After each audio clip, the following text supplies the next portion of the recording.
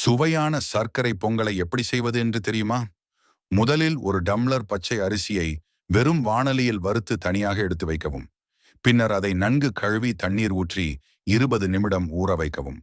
பொங்கல் பானையில் அரை லிட்டர் பாலை ஊற்றி ஒரு டம்ளர் தண்ணீர் சேர்த்து அடுப்பில் பொங்க வைக்கவும்.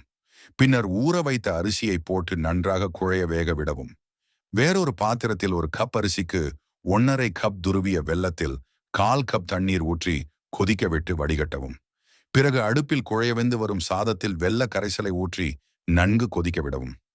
எல்லாம் ஒன்று சேர்ந்து வரும்போது அடுப்பை அணைத்துவிட்டு அதில் சிறிது பச்சை கற்பூரத்தை போட்டு கிளறி விடவும்.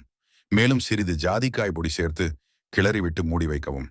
சிறிய வாணலியில் 100 கிராம் நெய் ஊற்றி காய்ந்ததும் அதில் நறுக்கிய முந்திரி பருப்பு மற்றும் காய்ந்த திராட்சை சேர்த்து வறுத்து பொங்கலில் சேர்த்தால் சுவையான பால் பொங்கல் ரெடி.